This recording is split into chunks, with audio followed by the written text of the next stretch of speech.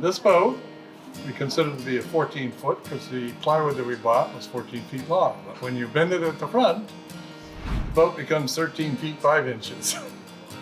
The maximum beam was 66, the depth was 31, the transom was 60 inches wide, and the transom height was 16 inches. Standard for those years was 15 to 16, they called them short shrouds. Nowadays that could be up as much as 25 or 30 inches. And the approximate weight of the boat by itself was 435 pounds. Recommended horsepower 10 to 45.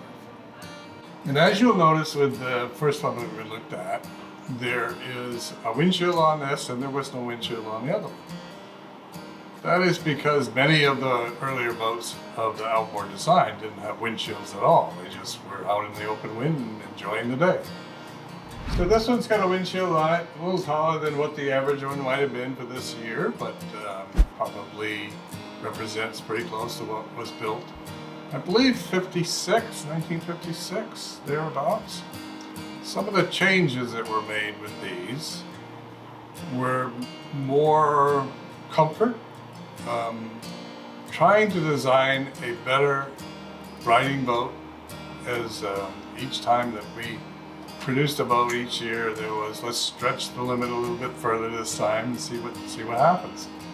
So these boats have a V bottom, much like the other one, but a little bit more V in the front, straight to the back, but curved in slightly, and you'll see in some of the other photos, called tumble home. And we also put in upholstery in some of them. This one happens to have an upholstered interior. This one has the steering wheel on the right-hand side. Mostly that's done to offset the torque of the engine. You'll see many boats have that. And the torque of the propeller pushes the right side up.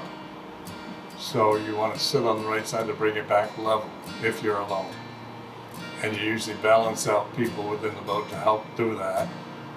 And the other thing is that usually when you're making turns, you'll find that the turn to the left is considerably easier because you're sitting on the right side, can see more, see behind you easier.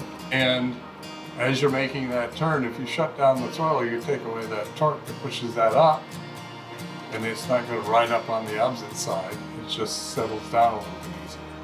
If you go the opposite direction and shut the throttle off quickly, it'll scare you, as it has done in many trips in some boats. Some of the unique things, or one of the unique things about this boat is there was the availability of winged windshields, which this one has. So you could change and get more air inside the boat if you wanted to, because the windshield might be too tall. So you're stepping away from having full wind on you to having a windshield, but still want some air.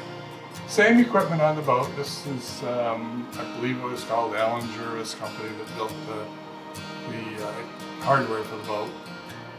So we installed the hardware from that company.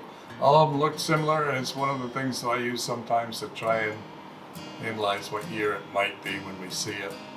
So that's the story on this one here.